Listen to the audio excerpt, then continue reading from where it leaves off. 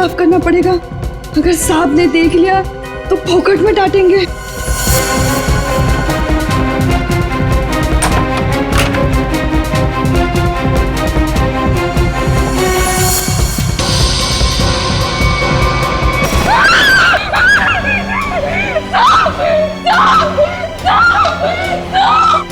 क्या हुआ?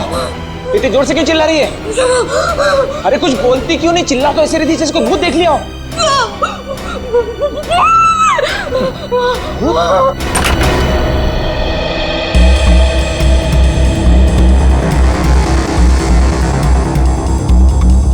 क्या है यहाँ पर?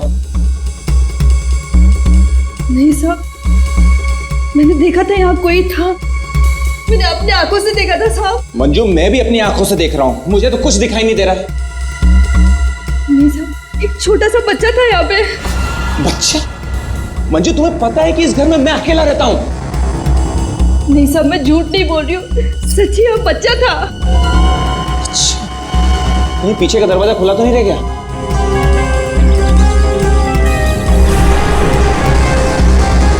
देखा, मैंने पहले ही कहा था, जरूर पीछे का दरवाजा खुला रह गया होगा। वो लड़का जरूर यहीं से अंदर आया होगा। किचन का काम छोड़कर बाथरूम की तरफ क्या करने गई थी? वो सब दूसरे बर्तन में दाल डाल रही थी और बर्तन टूट गया।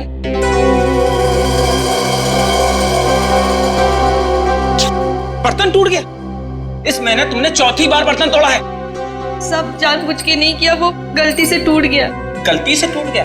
इस बर्तन का पैसा तुम्हारी पगार में से काटूंगा, तब पता चलेगा गलती कैसे होती है। ठीक है, तुम जाओ अब। पर साहब वो मैं देख लूंगा। जाओ।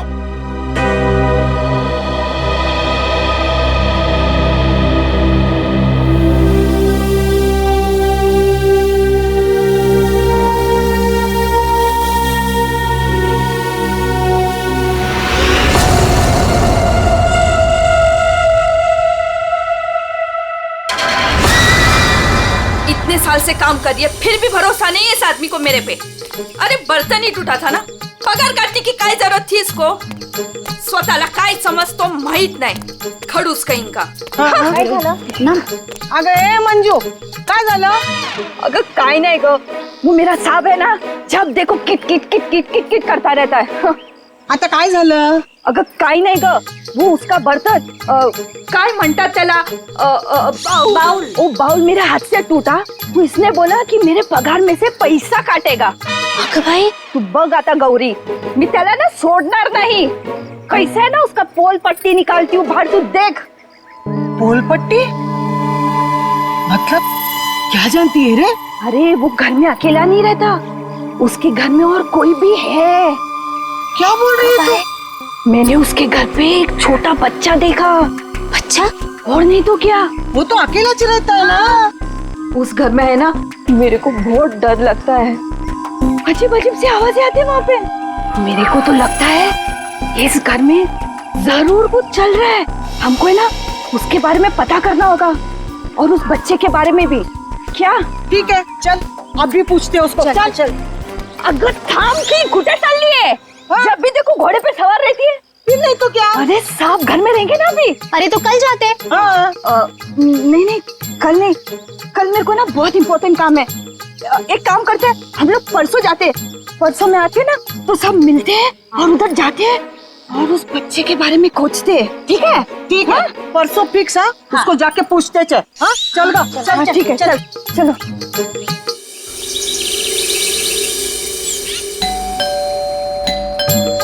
अरे एक और बार बजाना। मंजू, अगर ए मंजू, दरवाजा खोल। ये क्या, हम लोग को बुला के दरवाजा नहीं खोल रही है? ये देवा, भाई मंजू के साथ तो कुछ हो तो नहीं गया? काय बोलतेस गो तू? ये सीमा, मंजू ने बोला था इस घर की चाबी ना वो बगल वाली भाभी के पास रख के जाती है। हाँ चल देखते हैं। चला गया, लवकर लवकर।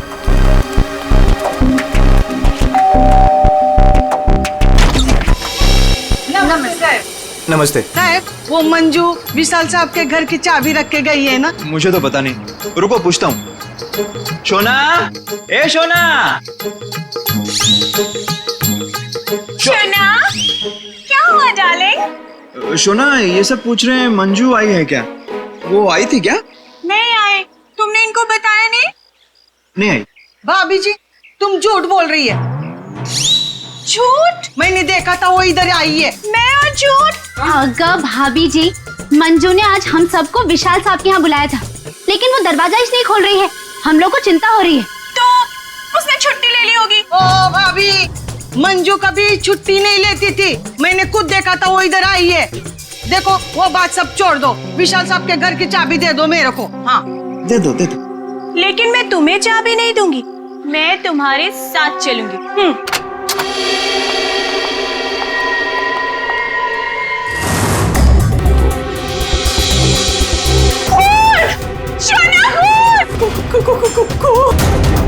ये सब तुम लोगों ने किया है। अब मुझे समझ में आया कि मुझे और मेरे शोना को तुम लोग यहाँ क्यों लेकर आई। तुम मुझे और मेरे शोना को फंसाने की साजिश बिछा रहे हो। ए मैम साहब, बहुत देर से सुन रही हूँ मैं तेरा। हाँ ये सब तुमने किया है। एक तो चाबी देने के लिए नाटक कर रही थी और इधर हम लोगों के साथ आके एक्टिंग कर रही हो। हाँ अच्छा अभी बताती हूँ। शोना शोना फोन लगाओ सीआईडी को। हाँ बुलाओ बुलाओ, मैं भी देखती है। मैं इधर ही खड़ी है, बुलाओ जल्दी से।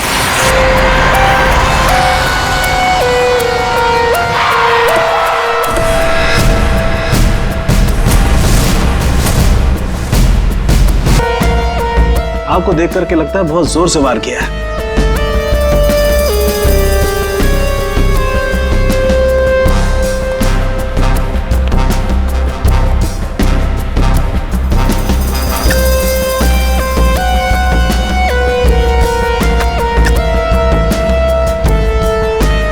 ये चाकू तो किचन का ही है। सिर का घाव चाकू का तो नहीं है ना? नहीं, सिर का घाव चाकू का नहीं है। सिर पर किसी भारी चीज से वार किया गया है और वो भारी चीज है ये फूलदान।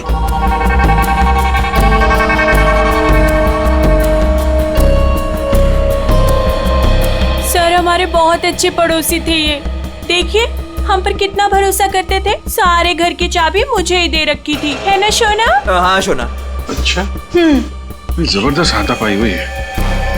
लगता है खूनी ने पहले फूलदान मारा इसके सिर पे, जब ये गिर गया तो सीने पे चाकू मार दिया। हाँ मैडम, बच्चा उसे ही तो ढूंढने के लिए आए थे हम लोग यहाँ पे। देखिए हमने पूरा घर चेक किया है, हमें कोई नहीं मिला है। घर का सामान देखकर तो नहीं लगता कि यहाँ कोई बच्चा रहता होगा। ऐसे कैसे हो सकता है मैडम?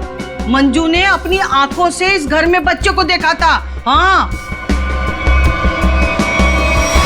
ये जो खून से सने चप्पल के निशान है, पूरी कोई लड़की ही लगती है।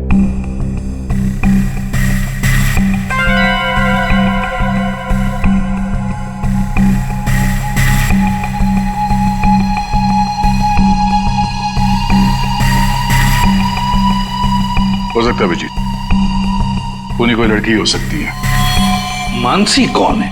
सर विशाल जी की बीवी। विशाल जी तो अकेले ही रहते थे ना। सर छोड़कर चली गई थी ना, जब भी आती थी ना सर दोनों में खूब झगड़ा होता था। वैसे तो वो दिन रात बाहर ही रहती थी, है ना शोना? हाँ शोना। बेटे एक काम करो, किचन में जाकर के कुछ चम्मच कढ़ाई कड़छी लेकर के आ जाओ।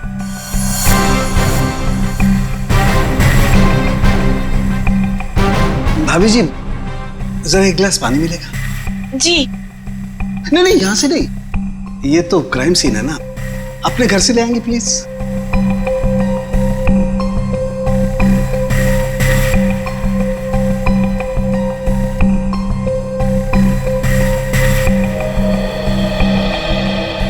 Thank you.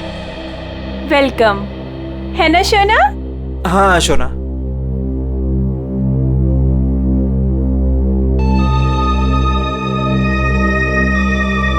फिर से चोरी, सुधरेगा नहीं तू। भाई साहब चोरी नहीं कर रहा हूँ, आपका काम आसान कर रहा हूँ, सबूत इकट्ठे कर रहा हूँ। अरे मालूम है यार, तेरा दिमाग काम करने लगा है। क्या क्या अभी थोड़ी कर रहा है, हमेशा से करता है। अरे हाँ हाँ पता है।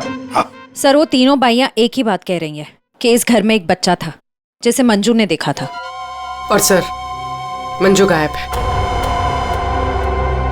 विशाल के घर से हम लोग जो ये बर्तन लेकर के आए थे, इन बर्तनों पर लगे हुए उंगलियों के निशान इस चाकू पर लगे हुए उंगलियों के निशान से मैच होते हैं, जिससे विशाल का खून हुआ। बॉस, विशाल के घर के किचन में सिर्फ मंजू का ही आना जाना था। मतलब खून मंजू ने किया है? बिल्कुल, खून मंजू ने किया, लेकिन मंजू के साथ एक और आदमी भी था। कौन था? आइए आइए।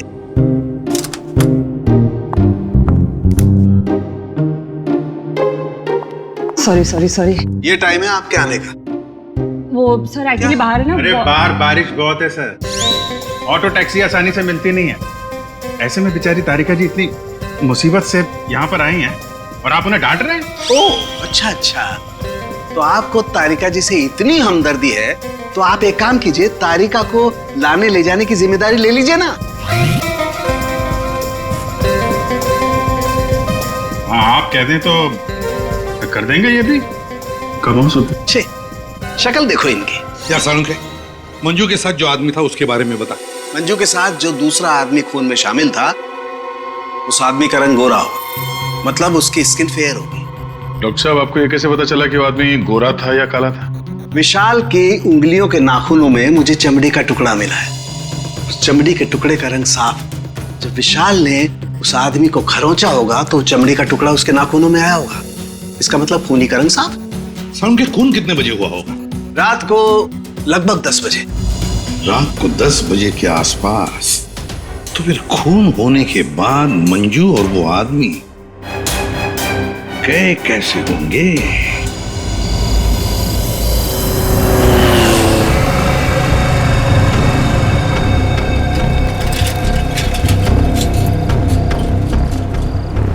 अरे सुनो भाई साहब।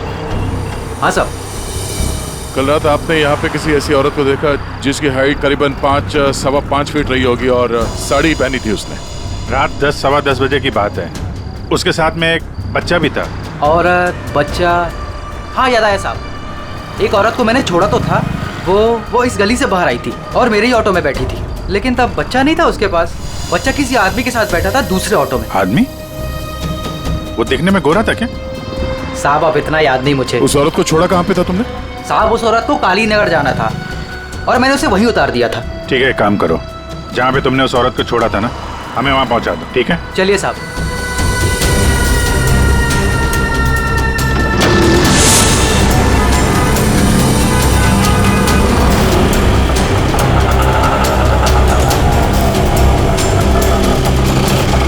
साहब यहीं पे छोड़ा था मैंने उसको और वो यहीं से आगे गई थी।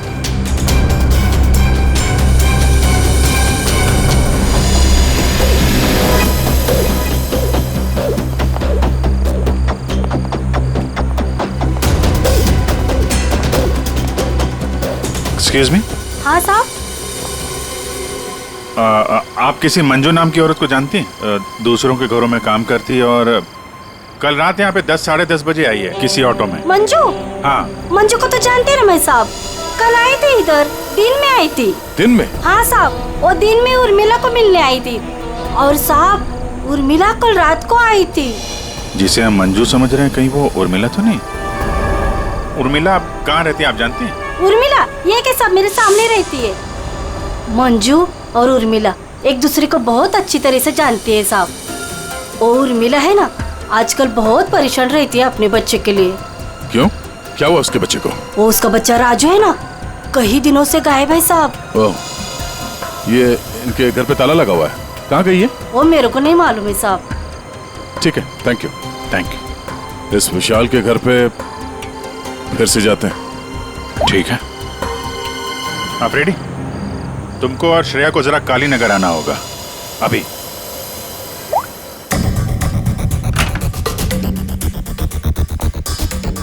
अगर बच्चा यहाँ पे था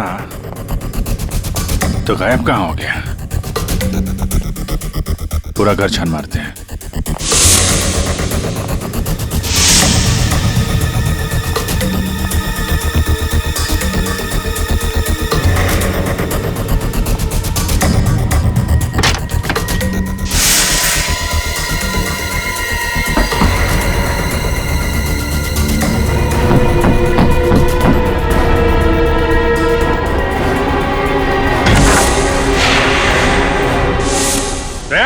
उर्मी,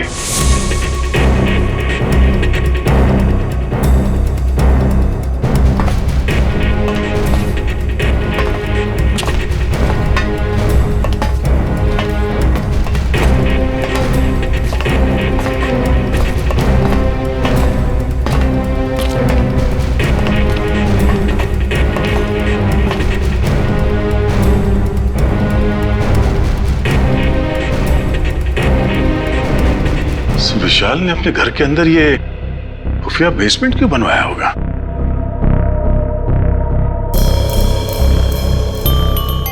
सर ये देखिए, यहाँ पर तो बच्चों के खिलौने और कपड़े भी हैं। बच्ची के कपड़े? ये देखो। सर लेकिन बच्चों को यहाँ किस लिए रखा गया होगा, वो भी इस तरह छुपा कर? मानसी, विशाल की पत्नी, उसे जरूर पता होगा क्या चल रहा है यहाँ पे। Wow! Oh my God sir, क्या स्किन है आपकी! आई मीन कितनी ग्लो कर रही है। वैसे आपको ब्यूटी टिप्स की कोई जरूरत तो नहीं है, लेकिन मैं आपकी स्किन को और भी ज्यादा सुंदर बना सकती हूँ। बस एक बार आपको मुझसे फेशियल करवाना पड़ेगा।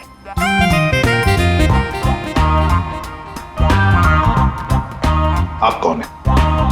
मैं मानसी ब्यूटिशियन, विशाल की वाइफ। अच्छा।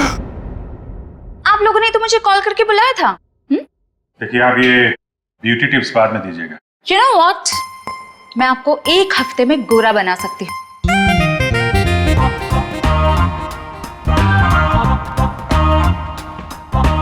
Excuse me.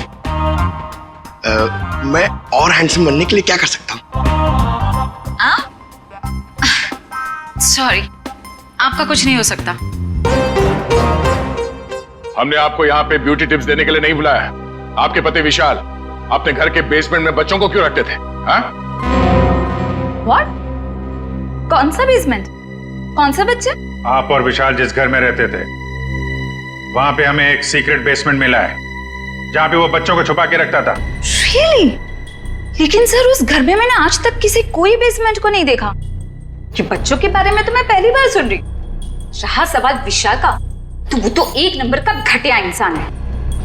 घटिया? So you know what?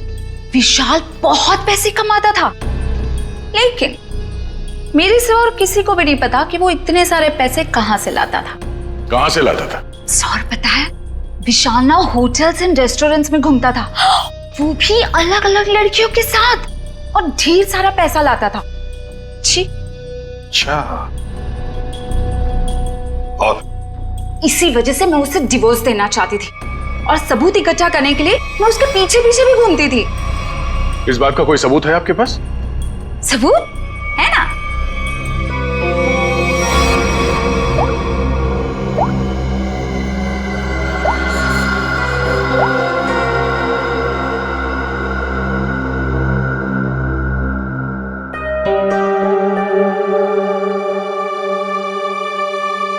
ये बच्चों को बेसमेंट में छुपा के रखना और इस विशाल का अलग अलग लड़कियों से मिलना, करता क्या होगा ये विशाल? ओ भाई साहब, पालक ले लो, पालक ले लो भाई साहब।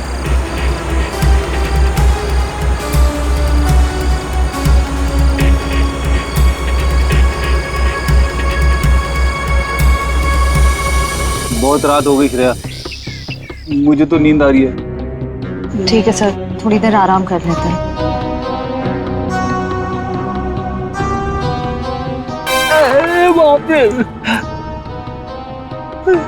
हे भगवान,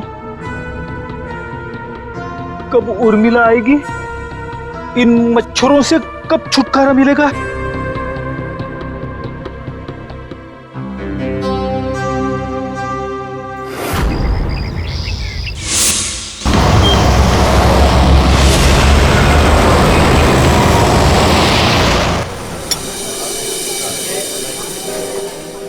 एक्सक्यूज मी, सुनो जरा। जी साहब।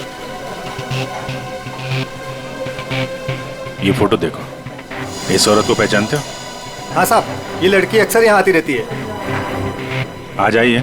आज सर वो देखो आ रही है।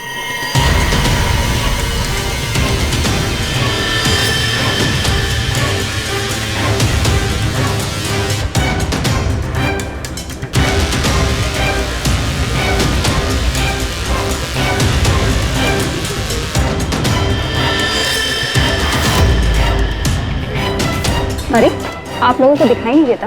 मैं यहाँ पर पहले से बैठी हूँ। देखिए यहाँ पर काफी जगह है, आप कहीं वहाँ जाके बैठ जाइए। हम लोग बिल्कुल सही जगह बैठे हैं। चुपचाप बैठी रहे, वरना वरना क्या? CID।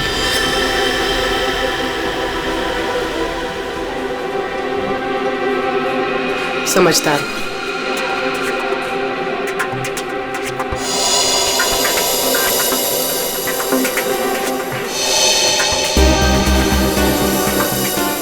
हाँ सर, मैं विशाल के लिए काम करती थी।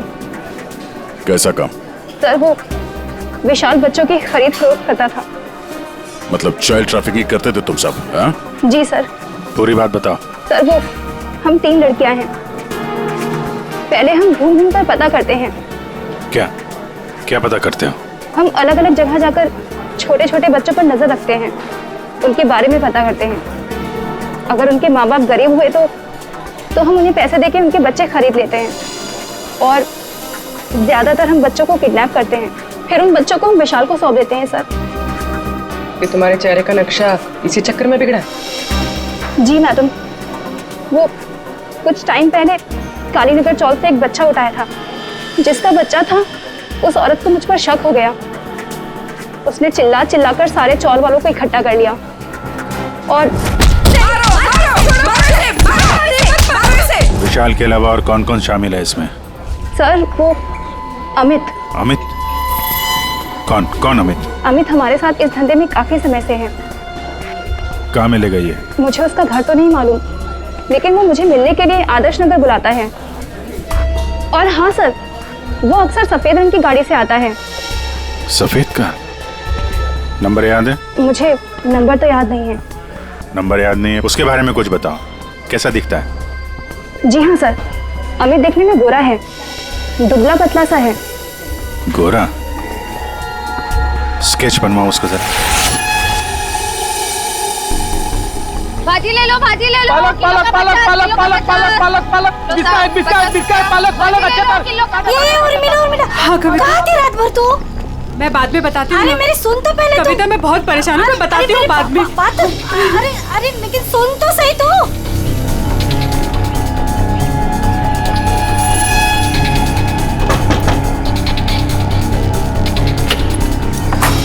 उर्मिला जी। जी आप लोग कौन? हम लोग CID से हैं। क्या हुआ साहब? आप ये बताइए, ये मंजू आपसे क्यों मिलने आई थी? साहब वो मेरे बेटे राजू के बारे में बताने आई थी साहब। क्या हुआ? मैंने तुम्हारे बेटे राजू को देखा है। मंजू विशाल के यहाँ काम करती थी। उसने जब राजू की हालत के बारे में बताया तो मैं विशाल के घर अपने बेटे को लेने चली गई साहब। आपका बेटा कैसे किडनैप हुआ था? किडनैप? नहीं साहब, वो किडनैप नहीं हुआ था साहब। कोई संस्था वाली आई थी, उन्होंने कहा कि मेरे बेटे को अच्छे स्कूल में पढ़वाएंगे। मेरी मत मारी गई थी जो उनकी बातों में आ गई, और खुद अपने राजू को उन्हें दे दिया साहब। और इस काम के लिए साहब उन्होंने कुछ पैसे भी दिए थे।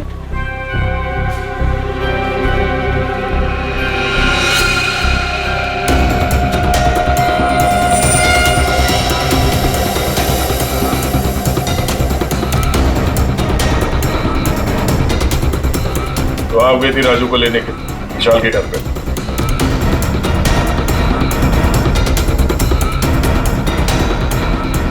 हाँ सर। और वहां जाके तुमने विशाल का खून कर दिया। साहब मुझे नहीं पता था, मुझे नहीं पता था वो मर जाएगा, मुझे नहीं पता था। तब बताओ क्या हुआ था वहां पर? साहब मैं अपने राजू को लिया जैसे इस घर से निकलने लगी तभी विशाल वहां आ गया।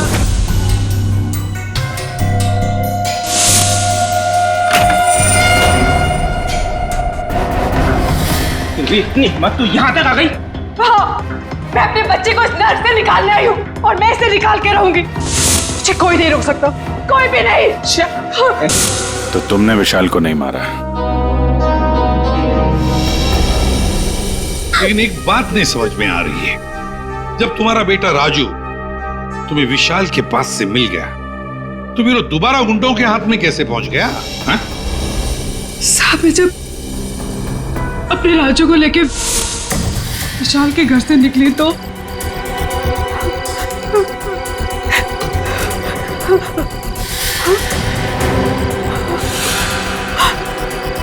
क्यों? किधर चली? हाँ?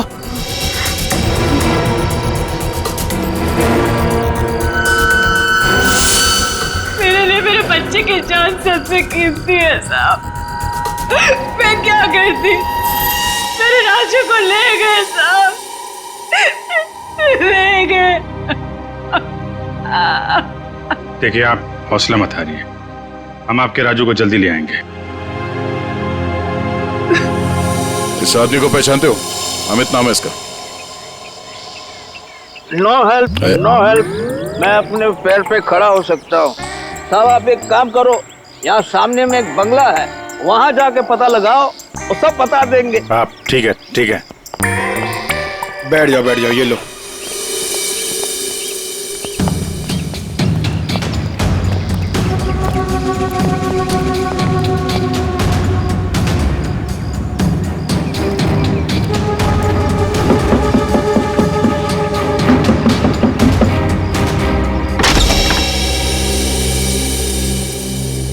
जी कहिए। अमित है घर पे? जी नहीं, वो तो नहीं है। कहाँ है? पता नहीं। आप?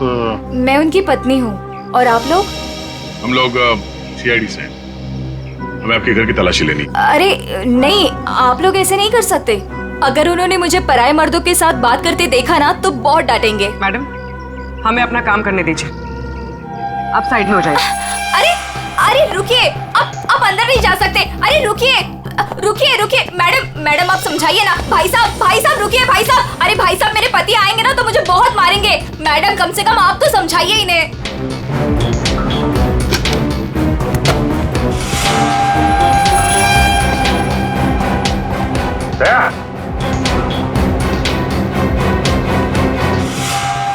ये औरतों की विग,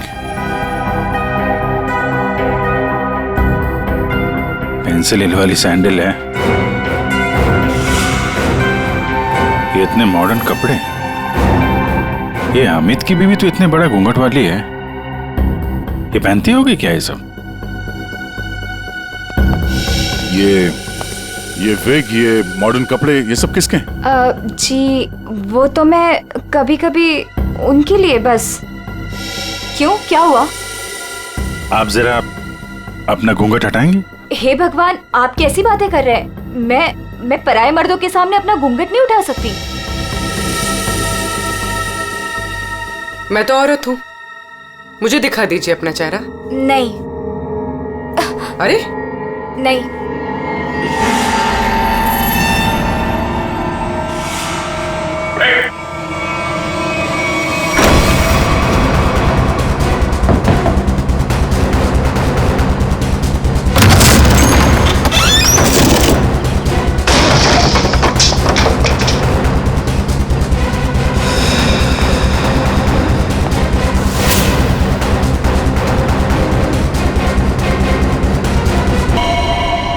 तो मर चुका है, किसी ने गोली मारी है इसे। कार चेक करो। सो ये देखिए, कहीं राजू तो नहीं है इसमें, या फिर कोई और बच्चा? मैडम, इनको अंदर ले जाओ। पंकज, एम्बुलेंस बुलाओ जल्दी।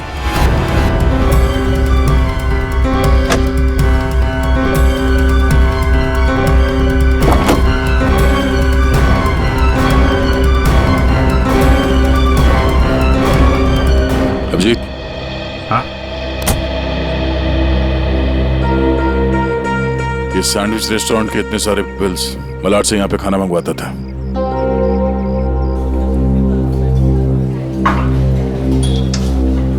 अरे वो manager, thank you. Excuse me sir, sir यहाँ पे कोई काम मिलेगा सर? सर मुझे इंटर्नशिप करना है सर। सर मैं फ्री में काम करूंगा सर, मैंने होटल मैनेजमेंट का कोर्स भी किया हुआ है सर। यहाँ पे डिलीवरी बॉय बना दीजिए sir, please sir, I request you sir. इतनी पढ़ाई करके डिलीवरी बॉय का काम करोगे तुम? ठीक है, thank you sir.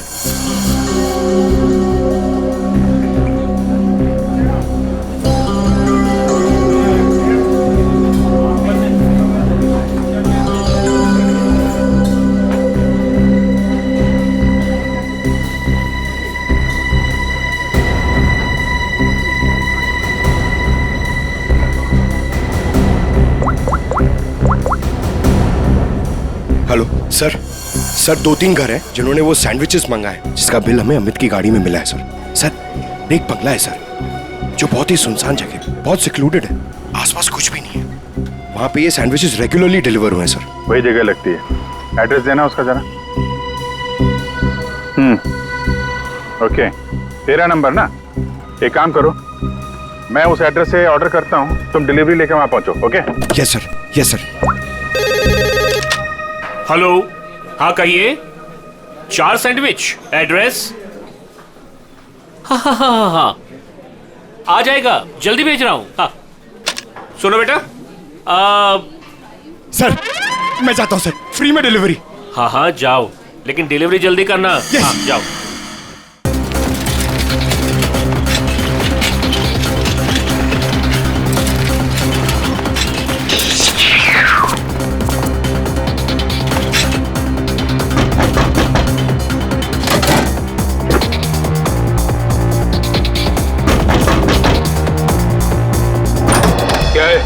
Good morning sir, मैं सैंडविच लाया हूँ आपके लिए। आप लोगों ने मंगाया था ना? हमने कोई सैंडविच नहीं मंगाया था। अरे तो किसी और ने मंगाया होगा। एक मिनट, किसी ने नहीं मंगाया था। चलो जाओ यहाँ से। अब आ गया है तो खाना तो पड़ेगा।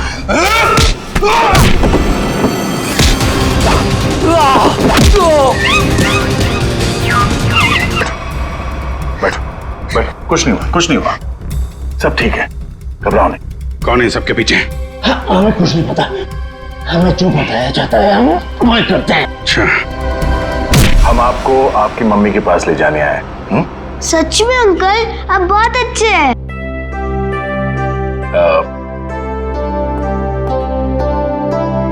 अच्छा बेटा, आपसे एक बात पूछेंगे।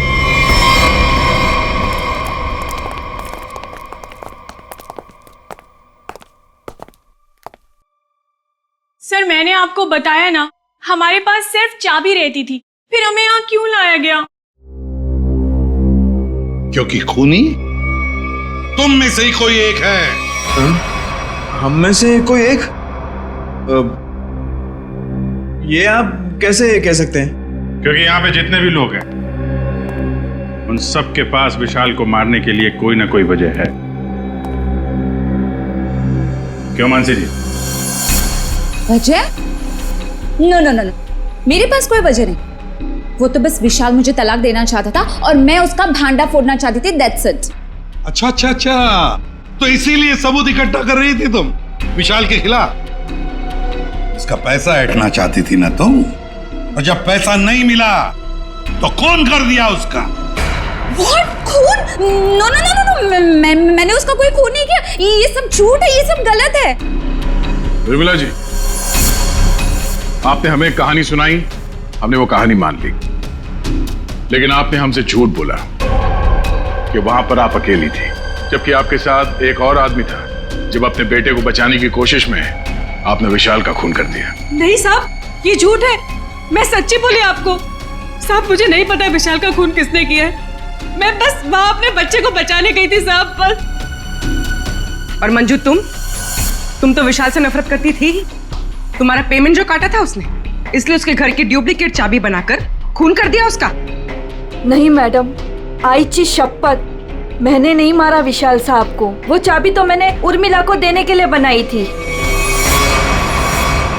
अच्छा तो चलो, सबने तो अपनी अपनी सफाई दे दी। अब बच्ची भाभी जी, आपका क्या कहना है? हा? वैसे आप भी विशाल जी के बारे में इतना सब कुछ जानते हैं कि उनकी बीवी वो भी नहीं जानती है ना? तो क्या जरा बताइए ना हमें, क्या क्या रिश्ता था आपका और विशाल जी का? सर आप कहना क्या चाहते हैं? मैंने आपको बताया ना सर, विशाल जी हमारे बहुत अच्छे पड़ोसी थे। सर मैं गीता पर हाथ रखकर कसम खा सकती हूँ कि मैंने कुछ नहीं किया। शोना बोलो ना। हाँ शोना जी बोलिए। आप तो एकदम चुप हो गए हैं? कुछ बोलिए। हाँ बोलता हूँ ना, ये ठीक कह रही है शोना। हम लोग तो सिर्फ अच्छे पड़ोसी थे। अच्छे पड़ोसी थे तुम लोग? तो फिर बताइए ललित जी, कौन खून कर सकता है इनमें से?